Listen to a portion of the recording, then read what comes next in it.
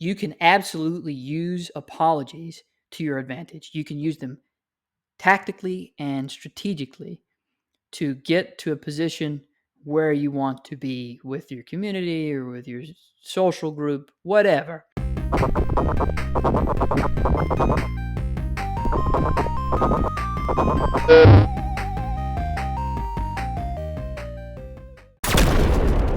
Hello there and welcome back to my YouTube channel. So today I'm going to be showing y'all a very good tactic on apologizing. I've mentioned this stuff before, especially in my lectures, but I wanted to give y'all a very specific example. It's John Deloney. I don't know if y'all have ever heard of him, but he hosts a show, and I've got a little bit about him right here. He's a mental health expert. The official line is, "I'm a mental health expert." That's what he does. He focuses on anxiety and things like interpersonal relationships. And a couple months back, I noted this. He had an interaction on his show and he felt like he was being a jerk, and what he did was apologize. So I'm going to show y'all that video. Yo, sorry for the distracting fan up here. So, wanted to hop on here real quick. If you follow my podcast or my YouTube show, and the show came out today, you'll know what I'm about to say. I blew it. A guy called me, and the call was sensational. What he was working through in his home with his wife was out there, right? It's not something that most of us are dealing with, but in an attempt to rattle his cage, I went too far, and he hung up the phone on me. And what I am most concerned about is not comments, it's not clicks, and yada, yada, yada. What I'm most concerned about is this.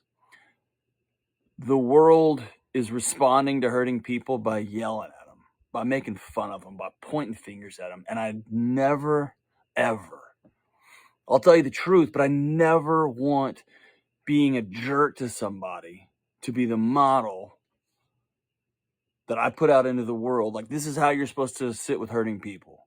You make fun of them. You laugh at them. You call it that's what the world does, and it's not working, right? And I did that. And so I got to own that. And so I made the choice to pull the episode down. It has nothing to do with any feedback none of that. I didn't honor myself well. I didn't honor my family well. And most importantly, I didn't honor a man who was calling me saying, "Hey, I'm struggling with something." And so moving forward, just know this, I'm going to keep trying to get better. I'm going to keep trying to get better at what I'm doing, sitting with hurting people and helping people make the next right step. When I screw up, I'm going to try to take ownership of it, and then I got to make the next right step. And in this moment, I felt like the best thing to do was to pull the episode down, and we're going to roll again.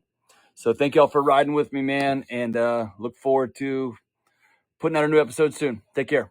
So what kind of things do we see in this apology? They're all very, very important. Number one, he gives some context.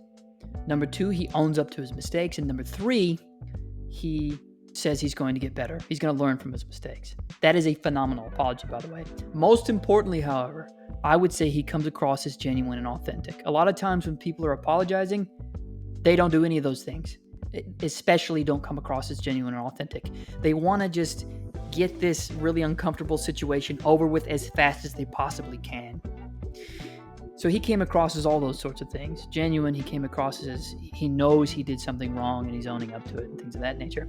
Now, these things that I'm talking about here now are often taught in PR classes. So here's where I want to split hairs. That example is a phenomenal example, a genuine example of an apology. I personally think he came across as genuine. He was apologizing. Sometimes people don't do that. Sometimes when people are apologizing, they don't really own up to their mistakes, and they especially do not say they're going to learn from their mistakes because they don't really want to admit they made a mistake in the first place. Like I said, they oftentimes want to get it over with as soon as they possibly can. And now I think he came out to apologize because he's got a show. He's got a big reputation. This guy knows about communication. He knows about interpersonal relationships, all that snazzy jazz. So it's not necessarily just to save face, even though I think it was a PR move. It's that he cares. That's my personal opinion about the matter. Now I want to split hairs again. Regardless of that example, you can absolutely use apologies to your advantage. You can use them tactically and strategically to get to a position where you want to be with your community or with your social group, whatever. And I have to be careful saying these sorts of things. You can take this in a sort of Machiavellian-esque way. And Machiavellian is the proclivity to use people for your own gain.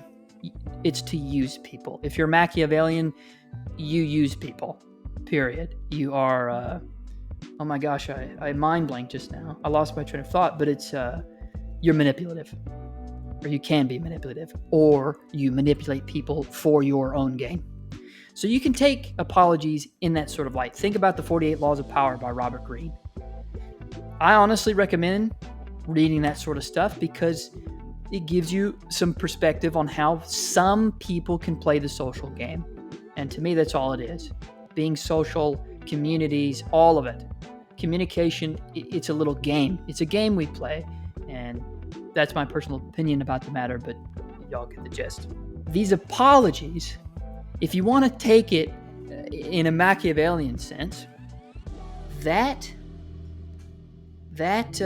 way that Mr. Deloney apologized, that formula, which is coming right out and owning up to it, saying you make a mistake, and then you can also provide context if you'd like. People like context. And then coming right out and saying, well, I will get better. I will learn from my mistake. You don't often hear people saying or doing that sort of thing. Here's where I'll split hairs one more time. It all comes down to authenticity. Mr. Deloney was being authentic. Some other people, when they're apologizing, aren't authentic. And many times, I believe people can tell. Now, sometimes with, say for instance, somebody's a celebrity, you're not going to please everybody. Some people are going to think you're BSing, while some people are going to think that you're being authentic. That's why I have to say that even in this example, to me personally, Mr. Deloney is coming across as authentic and genuine, that he means that he's going to learn from his mistake and that it's a shame it was a mistake in the first place. See, right, even there, that's my perception of it. I'm basically putting words into his mouth. Go see the video again if you'd like to see exactly what he says, right? But that's how I perceived it. So I'd like to be specific, though. That example that I just gave y'all of Mr. Deloney, authentic, genuine. That's a great apology. At the same time, if y'all want to make apologizing easier in the future when y'all are in trouble, that's a phenomenal formula. A phenomenal formula. If y'all really want to get over with the apology as fast as you possibly can, you do exactly what he did. Now, the most important indicator, though, is being genuine about it. If you practice it beforehand, sometimes people can also tell. So, I could use an example. Say, for instance, I need to apologize to y'all for something semi-serious. Maybe I hit on y'all's girlfriend. Maybe I hit on your girlfriend. And you're upset at me, and I need to apologize, and I know I need to apologize. Maybe you can beat the living heck out of me. Maybe you're bigger and taller than me, and you like to fight. It's like, okay, I made a mistake. So a lot of times, depending on the man, he'll just go ahead and fight me. At the same time, if you're normal, that could be normal too. We're not going to get into that. Say, for instance, you're willing to sit down with me and hear my apology. Guess what I'm going to tell you? I'm going to say, yeah, I really am sorry for doing that. I don't really know what my rationale was at the time. I overstepped. It was a tragic misstep. It was a miscalculation, man. I don't really know what I was doing. I own up to it. I don't think I'm ever going to do it again, especially if people look as mean as you and if people can put me in a wheelchair. I don't think I'm going to do anything like that again. And that being said, I'm going to learn from this mistake 100%. Even here and now, that comes across as disingenuous because it's not like I'm actually apologizing to y'all. I do think y'all get the gist, and I've been ranting for long enough. So I hope y'all enjoyed that. I'll see y'all in the next video. Y'all get out of here. Just a quick note, there are other tactics to apologizing. There are other tactics to public relations. Not every single time do people have to apologize. I feel like I have to say that. There's another tactic, for instance, if you're in trouble, you can ignore it. Sometimes, if you just ignore it, it goes away. Sometimes, you don't always have to apologize. As a PR person, I feel like I should say that. There are different tactics, but if you are put into a position where you need to apologize or people are telling you, forcing you to apologize, or so just strongly suggesting you apologize, that's a great formula. Okay, I think that's enough. Y'all get out of here.